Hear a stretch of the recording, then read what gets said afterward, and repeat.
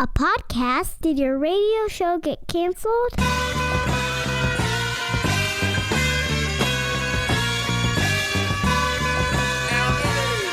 Fire.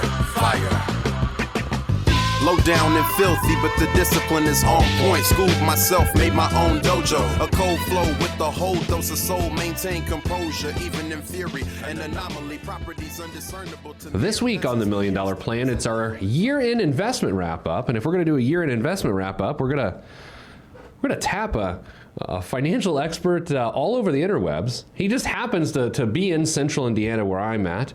Last time we saw each other, we were at Clues Hall watching Alton Brown cook. So, I mean, why not have him on the show? His name is Tadas Viskanta from abnormalreturns.com. He joins us now in studio. Tadas, hello.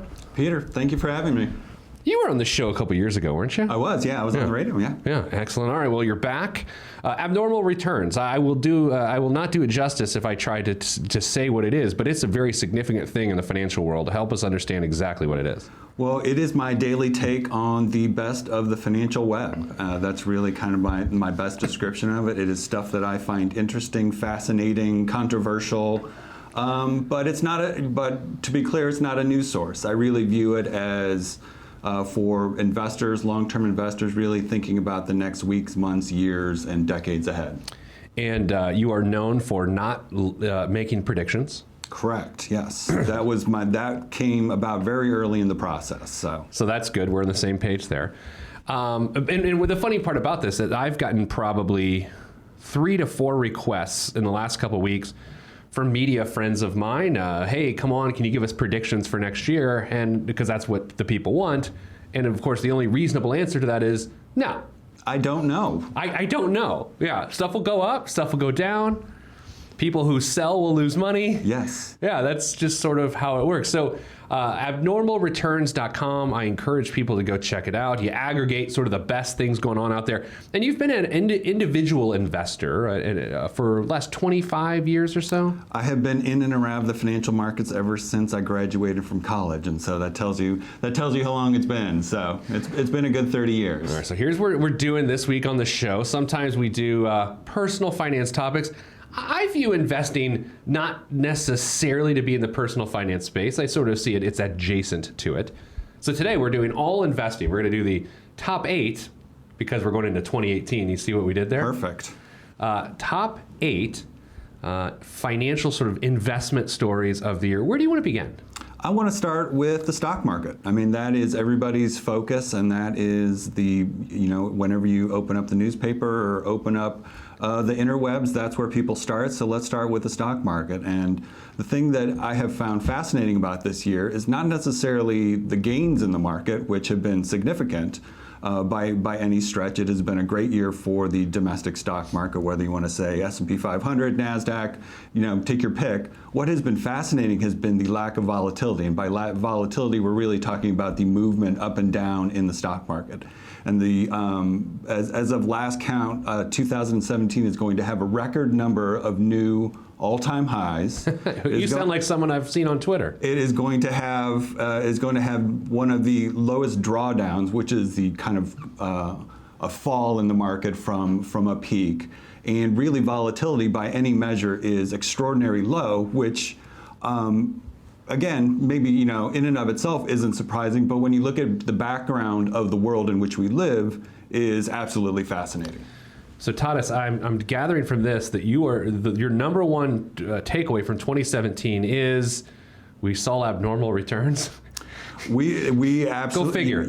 Absolutely. In terms of the market, it was a surprisingly calm year, and which I think is, for investors, is a great thing, because we know the one thing that investors have a tendency to do is get shaken out by market movements. When the stock market goes down for whatever reason, investors have a tendency to bail out on their previously thought out plans, which in the long run is usually a mistake. All right, so I'm going to ask you a question that sounds like I'm asking you to make a prediction, but I'm asking you not to run out of the studio. I want you to stick through and hold. Nicole, grab the straps. We're keeping him here. Okay, we're playing hypotheticals here. Let's say we get to a point politically where the Trump administration has an abrupt ending. I don't know how else I want to say it. Let's just say that, okay? I will give my take. I feel this year's market has proven to me it is possible that the market just views that as a blip and keeps on trucking. Do you think that's possible, or do you think the removal of a president by whatever means abruptly prior to the end of his term has to result in market chaos?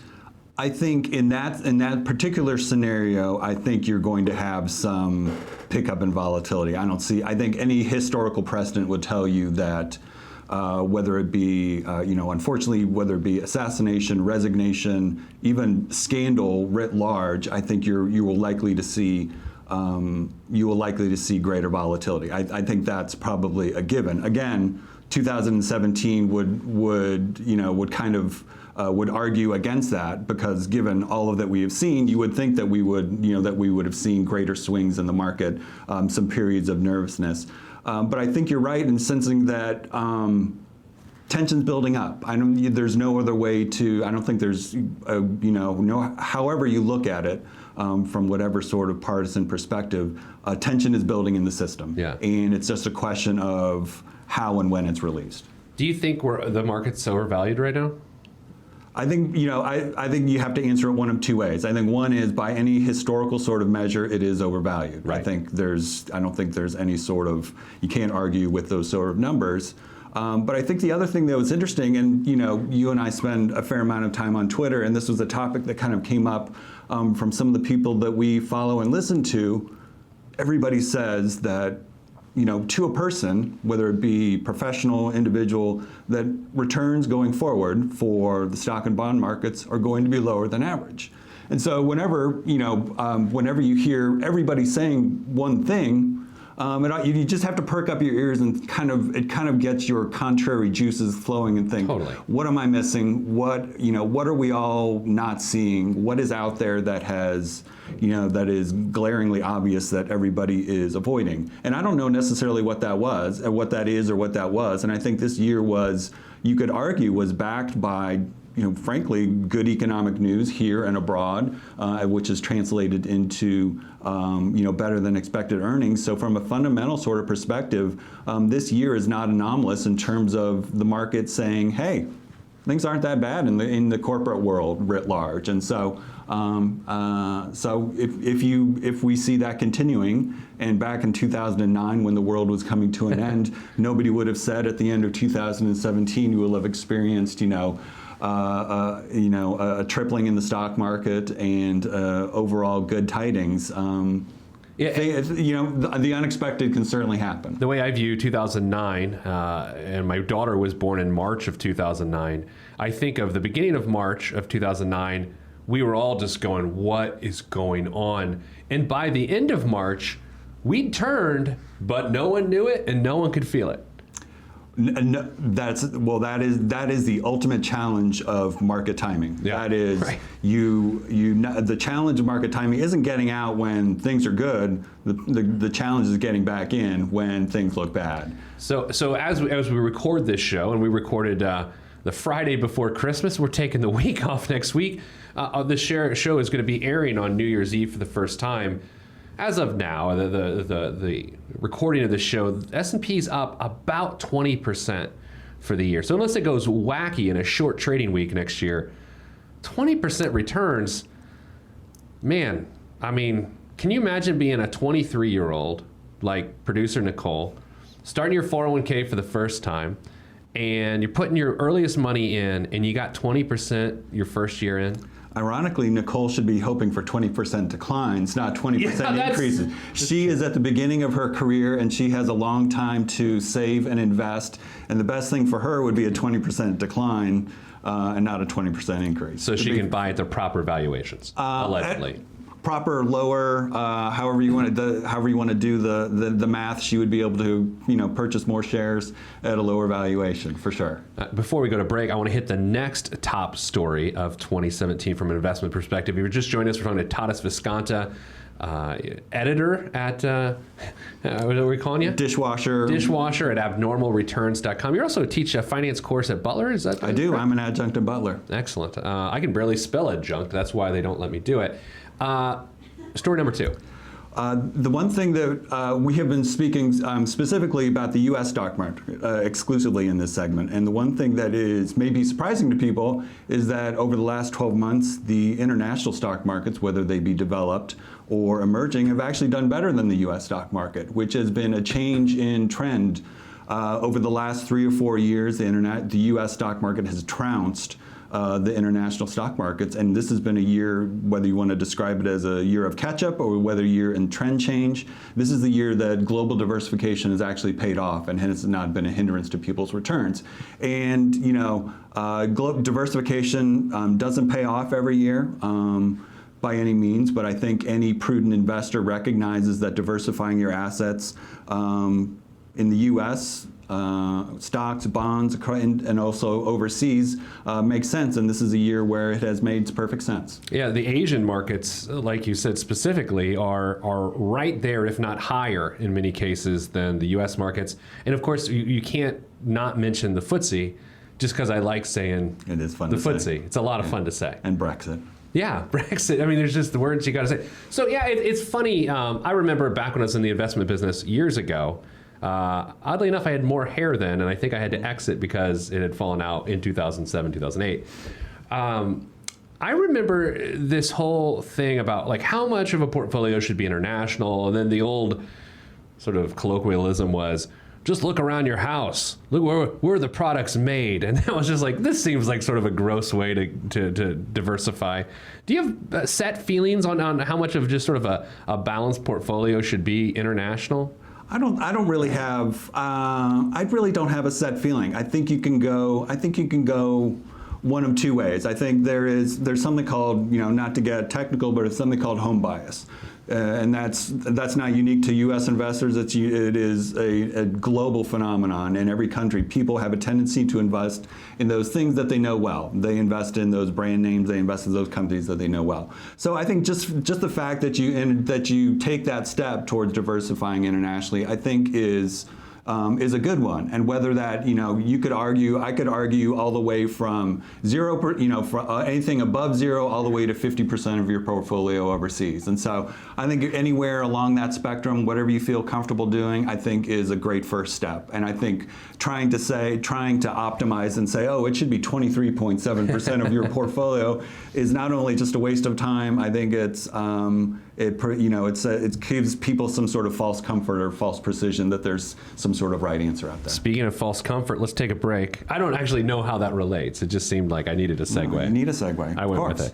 Let's take a break. Tadas Viskanta from abnormalreturns.com, adjunct finance professor at Butler University, will join us for the entire show. So we'll be right back on the $1 Million Plan. I'm Pete the Planner. Stop what you're doing. Log on and hit Pete up on Twitter at Pete the Planner. Primo B, man. Kanye let this one go. Man. Sound good to me. I never question the right of any man to voice his opinion as strongly as any can. But then again, many men are citizens of their own little world, so they ain't really fitting in. I'm in the background blending in. Camouflaged by the back on the $1 Million Plan 2017 investment wrap-up with Tadas Viskanta of abnormalreturns.com. You guys are a popular site. Anytime you link to us, and by the way, that's not like me saying link to us more, our traffic flies up. Well, I'm glad. That is one of the benefits of having kind of this platform. Is I like to be able to highlight good stuff, and that is obviously a great side benefit. And one of the best things I hear is when I hear from people who are just kind of starting out, and I link to them, and like you said, they get traffic and additional readers, and that's always gratifying. Oh, excellent. Well, we're doing investment review, 8 biggest story of the years. We talked about the market, clearly, the stock market in general. We talked about the international markets and how they've not only kept pace, but in some instances outpaced the domestic markets. Story number 3, Tadas. What was story number 3 for you? I'm going to ask you a question. Oh, please do. Let's hit the rewind button 2 years ago. What was the yield on the 3-year Treasury bill, which is what the government pays to borrow money for 3 months essentially what people call it the riskless asset. It was, I'm going to answer it in sort of an anecdotal way. It was nothing. It was essentially zero. Yeah. If it may have been 0.01%, it may have been 1 basis point, but it was essentially zero. What's it today? I don't even know. I should know these things. Well, you tell me. It's about 1.3%. Holy cow! I didn't know that. And so so the Federal Reserve has obviously spent most of 2017 raising interest rates, which is they obviously affect the interest rates at the short end of the curve. So 0 to let's say 1 year, 2 years most effectively. And one of the biggest complaints from investors essentially since 2009 has been there is no return on cash. Yeah. Whether you want to say bank deposits, CDs, money market funds, you name, you pick your flavor of cash. It has essentially been zero for the better part of a decade. And 2017 has seen a dramatic change upward. And for those people who have cash balances, whether it's their emergency fund or whether it's just that that's just a part of their portfolio, they're beginning to see what let's call it a normalization in terms of the interest rates that they receive on those balances. No, I'm not disagreeing with you, but anytime you say that, it sort of sets up a disagreement, though, just in general. But I'm not disagreeing with you, but I did read an article the other day that said investors aren't seeing their yields come back the way they thought they would have, given the change. That's not unusual. It takes a while for this to work through the system, and this has been we're talking about the last few months sort of phenomenon. So if you take a look at the chart, it's kind of a nice upward slope in terms of those yields, and it will take some time for it to flow through the system. It doesn't happen overnight, whether it be a money market fund or whether it be the CD rates that you might receive from your bank. That does take some time, but it is a change, and it's a welcome change. All right, now I want to ask you the loaded question of the week, brought to you by Don's Guns. I don't know, do we have a loaded question sponsor?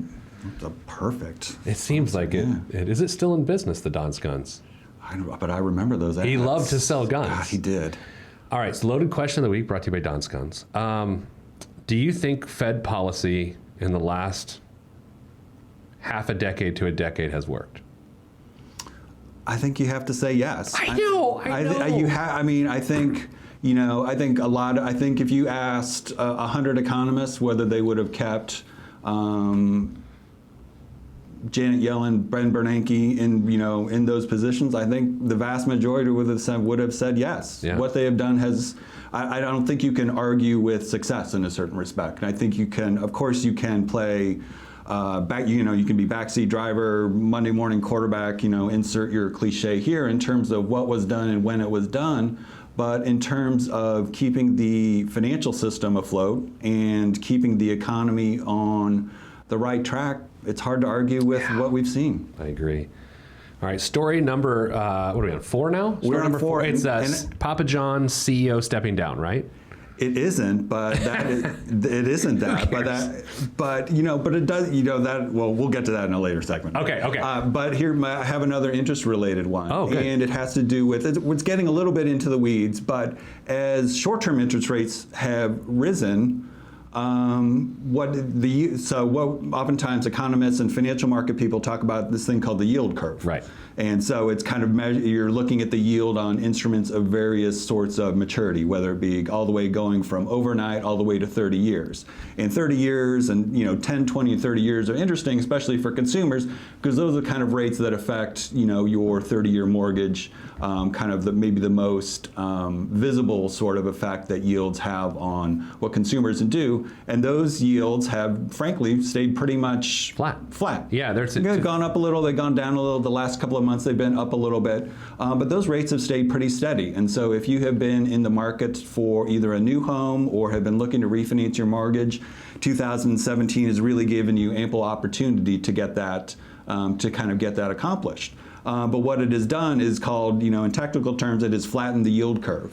And it's something to keep an eye on. I don't think it's an issue as of New Year's Eve 2017, but it'll be something to keep an eye on as we move forward. A flattening yield curve potentially has often been associated with economic recessions, and economic recessions are oftentimes associated with stock market decline. So I think it's just something to keep an eye on. It's not something that a typical sort of consumer is going to worry about or going to.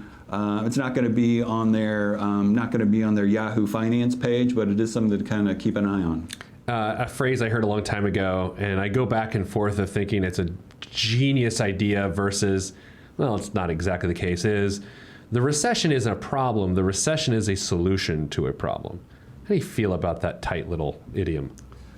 It is a tight little idiom. I think, I think there's a certain class of economists who would say, look,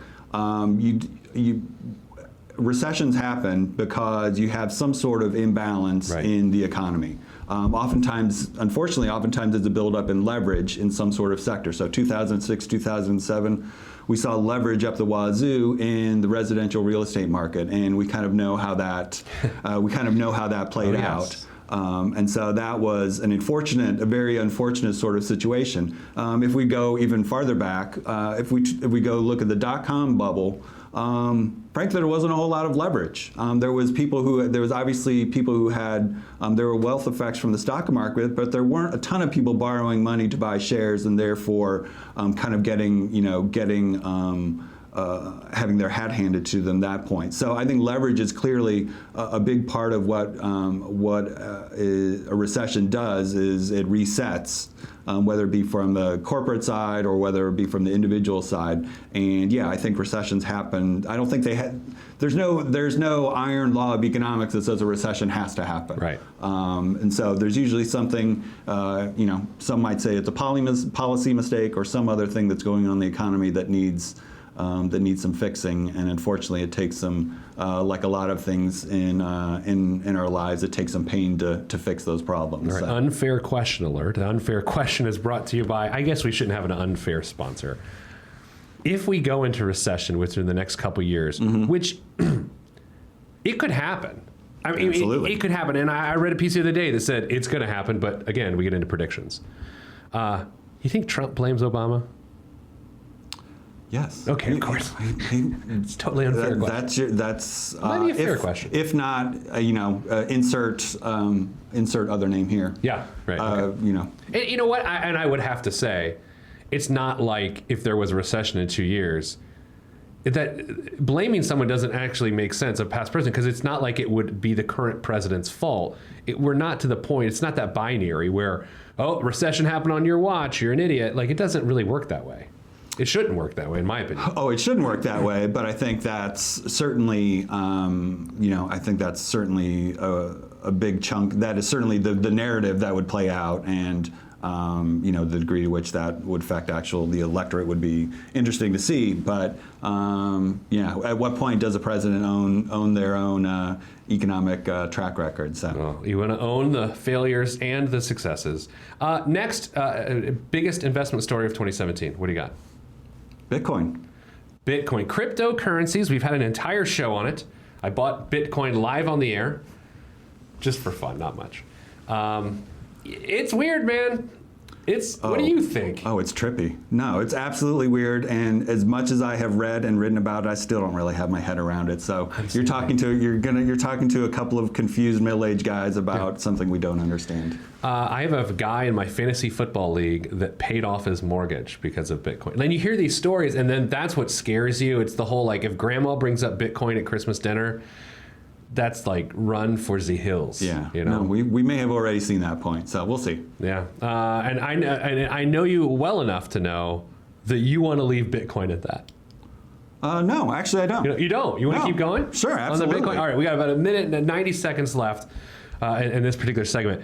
I'm curious, do you think it sort of just meanders along, or will there be an event that changes everything? I really don't have any idea what's going to happen with Bitcoin. What fascinates me is that Bitcoin it's essentially you've taken an entire market cycle and just squeezed it into a really short period of time. You've seen all the best and worst of a market cycle in a really accelerated sort of time period, which is fascinating for me from just kind of a market geek sort of perspective, but also from anybody who has either been watching it or trading it or anything like that. It gives you a sense, it's like Markets 101 all squeezed together. It's like a little mini course in markets, and that's the part that really fascinates me. As to its eventual either price level or utility or any number of hundreds of others of cryptocurrencies out there, I really have no idea. I know that the ICO boom, the initial coin offerings, I think has already been a bit of a disaster for investors. So, but Bitcoin itself, I think, is absolutely fascinating. I've been investing since I was 14 years old in individual equities, so that's now 26 years. And owning just a hair of Bitcoin, I have never felt more compelled to look at prices than I do right now. It is as a pretty disciplined investor, I feel out of control weird.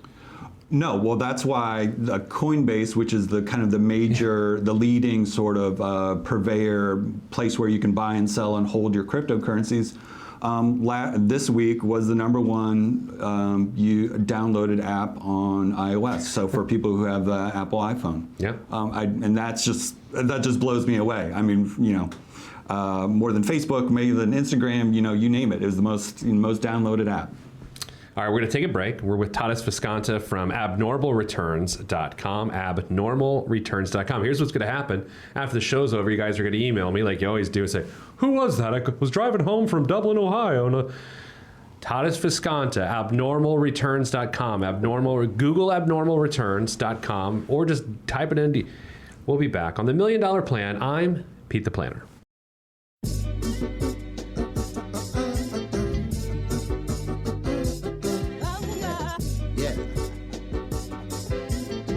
Axe hand on the beat.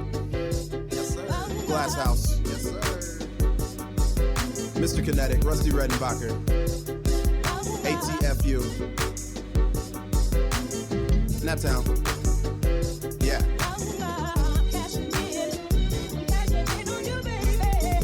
Peace to Fetty and Fredo. Helicopter choppers. Yeah, y'all ain't hip yet. Cashing in like the end of the game at the casino. I lean so the glare of the rear view don't hit me. Swiftly through the avenues and boulevards. Old soul playing on my speakers. Old soul but young in age, a boss player. Not from the Himalayas. Joined by Tadas Viskanta. I just keep saying your name because it's fun to say. I've pronounced it correctly most of the entire time. Absolutely. Do you ever look 100%. In front of the mirror and surprise yourself and go, Tadas? No, I really don't. I look in front of the mirror and I look at gray hair and I said, where did all that come from? Well, you got 5 children. Yeah, that's part of it. Okay, so top investment stories of 2017 is what we're doing today. If you've missed any part of the show, go to PTThePlanner.com/podcast. You can listen to it. You can go to PTThePlanner.tv and watch us. I mean, what's there not to enjoy about that? Yeah, you got logos and things and lights involved. Will this make a link on your site? Absolutely. Because you're on it. Yeah. I mean, you could. It's got to be good. Yeah, that's the way I view it. Two big stories left of 2017. Do you feel like Dick Clark or like a Anderson Cooper or anything right now? Like a countdown situation? No, not really. I think it's, Seacrest?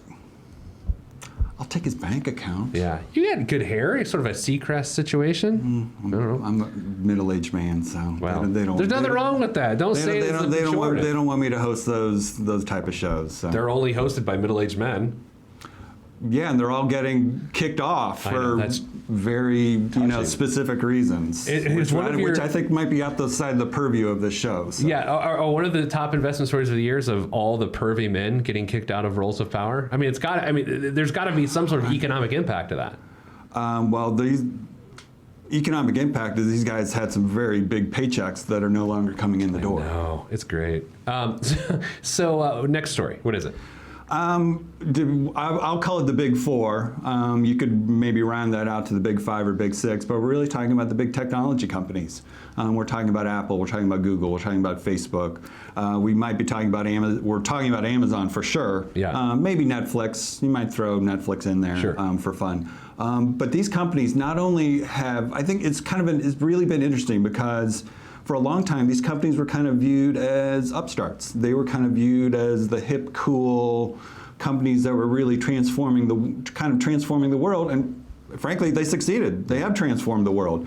If you want to advertise online, you're either going to go to Google or you're going to go to Facebook. Isn't it something crazy like 97% of all advertising dollars are Google or Facebook? Yeah, once you start, because when we're talking about Facebook, we're talking about Instagram, we're talking about WhatsApp. Where it's not just kind of the your father's sort of Facebook. You're talking about a whole network of things, and the same thing is with Google. And not only have these companies succeeded, those four specifically are in the top 10 in market capitalization. So they are 4 of the 10 biggest companies in the United States, and by extension, the world. And frankly, it's kind of mind-blowing if you think about it from that sort of perspective. But also, this is really, it's more than just a financial story. It's a technology story. It's a cultural story. We've talked about politics a little bit, and you can't really talk about Facebook without talking about politics to some extent these days. Less so with Google, but I think it's really, it's a year in which we've seen these companies we've seen kind of the best and worst of them. And I think this is a year in which I think the cultural and sort of political sort of mindset about them is changing. And I think they're not being viewed as these kind of happy-go-lucky upstarts. They're kind of viewed as being the powers that they are, and they all have hired dozens of lobbyists in Washington, D.C. to look out for their interests. And I think the backlash is here and is probably growing to a degree. Yeah, it's darkened, right? Yeah, absolutely. So a couple of things there. Number one, when I think about those companies, I think about I always think about, do we have to disclose if we're talking about these, like who we're invested in with these? Is that an appropriate thing to do? Do you do that when you do these things? I do. I don't own any individual stocks. Everything is either an ETF or mutual fund. So I own Apple and Amazon. I should say that. Okay. I don't know why I felt the need to say that. It feels like the right thing to do. Apple. When I think about Apple, I think about they're hoarding cash. It's just disgusting. Or great. I don't know what it is. But then I think about the tax reform package just went through this. Now companies will be able to give people wage increases and all these sorts of things. Apple could double everyone's salary if they wanted to, but they don't. And so every time this whole idea goes through my head, that's why I'm like, this whole, and we're not getting political, but I guess we are. The corporate tax reform thing, I just get the feeling that companies are going to do what they do, and they're not going to be impacted. The wages are by this tax reform package. I think if Apple could spend money more quickly on acquisitions or technology or something else that would improve their business, they would have been doing it already. I don't think they're particularly happy about having to stash this cash in some sort of Irish subsidiary. I think if they had a good use for the cash from a business perspective, they would be spending it. Yeah. Do you wrap your family's holiday gifts, or you just put them in bags like I do? I try, I try to stay away from wrapping because I have, several. What's the opposite of green thumbs when it comes to wrapping? No thumbs. No thumbs. Yeah, You're like a monkey. No, it looks like a child wrapped it, which sometimes comes in handy because it's a good disguise. I told Mrs. Planner this year, I was like, I'm going to try. I'm going to wrap. And last night I went to wrap her gifts. I wrapped the first one, and it looked like a serial killer was involved. I ran out of paper because I cut it wrong, so then I had to grab a different paper because I was out and taped to the back. Then I grabbed bags. I have no patience for something that's going to be destroyed in 5 seconds. There we go. Speaking of, maybe this will relate to another terrible segue. The second, or the final, I should say, second in this segment, final big story of 2017 from an investment perspective. Well, it's interesting because it does tie in a little bit to what we've been talking about with Bitcoin, but it is I've called it for a long time the ETFization of everything, which is frankly hard to say. The ETFs have ETFs, which are exchange-traded funds, which are traded on an exchange like the NASDAQ or the New York Stock Exchange or any number of exchanges that are out there, and they trade throughout the day. And they have been viewed as sort of a mortal threat to the mutual fund industry. And the mutual fund industry slowly but surely has recognized that it is a mortal threat and have been pushing hard on launching new funds in various flavors and strategies. And I think this is not this is kind of a slow burn in a certain respect. The first exchange-traded fund was launched back in 1993, so we're coming up on the 25th anniversary. So it's not exactly an overnight phenomenon, but it is, again, it's another one of those trends that is sort of accelerating. And the tie into Bitcoin is that there have been in the last week over a dozen applications with the SEC to launch funds based on Bitcoin, or exchange-traded funds based on Bitcoin. And the previous attempts of that have been rejected by the SEC. But now that we have futures on Bitcoin, that might make these ETFs more likely to be approved in 2018. But it's really, I think, represents, that's just kind of the tip of the iceberg, and which is what is a really big, long-term sort of trend in the investment markets. And I think, I don't think there's any end in sight. And I think that all sorts of, if you're a responsible sort of money manager with a mutual fund complex, you have either launched an ETF or you're looking to launch an ETF in some form or fashion. And that gets especially interesting when leverage gets involved, right? These leverage ETFs, and then, which we don't have time to discuss. But here's what we're gonna do. We're taking a break, come back for the final biggest waste of money of 2017. Although we could always mix it up like we do, and it could be the best use of money. We'll let Tadas choose. Let's end on a high note. We'll end on a high note. So it's gonna be a positive thing. That's coming back next on the $1 Million Plan. I'm Pete the Planner.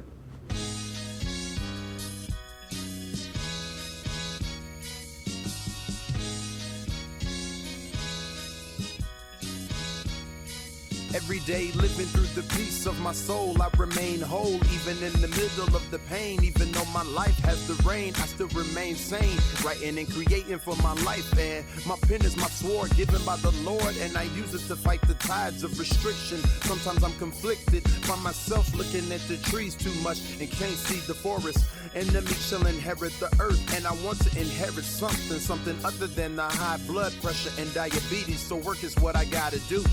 Stay true to my enemy and water the trees that I sing from, and look out for the lumberjacks. Running with the gale force wind at my back. Swift and enduring, I remain calm. Swift and enduring, I remain calm. Swift and enduring, I remain calm. Back on the $1 Million Plan. Final segment of the year. No Pressure with Tadas Viskanta from abnormalreturns.com. Add to his record traffic numbers and go to abnormalreturns.com, or sign up for a class at Butler University and take one of his courses. We'll take it. Usually we go biggest waste of money of the week, but I think you want to go best use of money of the week. Let's call the best use of money of the year. I'm going to give you that honor. What is it? Get yourself a password manager. A password manager. Everybody, we all spend so much of our lives, whether it be on our phone or our computer, and we have Post-it notes with passwords written on them, and we lose them. And there's all sorts of story about people losing millions of dollars in Bitcoin because they've lost their passwords. Get yourself a password manager. It will change your life. Okay, so do you mean like a service like LastPass or? LastPass, Dashlane, first one password, however you want to pronounce that. One the number password. Yeah. Pay a few bucks, get yourself, or try. They all have trial versions. Try it out. It'll change your life for the better. Wow. This confused some of our listeners. I'm going to tell you, this will confuse some of our listeners. But basically, you have one password, and then this password manager manages all your other passwords, and it makes your life better and safer. It's got to be a really good password, though. Yeah. It's not like abnormal returns 22. Oh, jeez, I need to We're going to change it. Oh, boy. Hey, this has been a fun year on $1 Million Plan, and that's the perspective of one person. Mine. Thank you for listening. Thanks for watching at PTPTV. Thanks for Tadas for joining us today. Hopefully I see you at another cooking expedition. I'll be back at Clues Hall at some point this year. So me too. All right. Thanks, everybody. Reminding you, as always, sending you good vibes, because good vibes are all that's in the budget. I'm Pete the Planner. This is $1 Million Plan. If you want to be on this podcast and have Pete fix your money life, then hit us up at PeteThePlanner.com/podcast. You heard me. PeteThePlanner.com/podcast. Log on. This is for information purposes only. It's not the Swiss financial planning device. Consult a financial advisor. Dove released from Everest, the fresh is fresh, and you can call me E.T. Word to John Tesh. Let me bless this harmonic presentation. It's amazing, so amazing. I'm the reason. Salutations, I bring you love, trying greetings from a faraway land. I am the sole controller. Put the remote down and let me take control. You're now a part of my zone, so enjoy yourself. Love Tron can restore your health. I bring you greetings, salutations. How you doing? And is that how y'all say it? The tinkling of the keys is an homage to the little star. I sojourn over poetic descriptions of sound and travel to my other world. Out of this world, spaceship on my arm took me home, fueled by the ink and the megabytes and the hypertext transfer protocol, stronger than the Skynet and the Terminator. I push faders into warp speed, glide with ease, creating a breeze they call a black hole. Event horizon, no rear view concerns. This I adjourn, and beats I burn. This I adjourn, and beats I burn. Salutations, I bring you love, trying greetings from a faraway land. I am the sole controller. Put the remote down and let me take control. You're now a part of my zone, so enjoy yourself. Love Tron can restore your health. I bring you greetings, salutations. How you doing?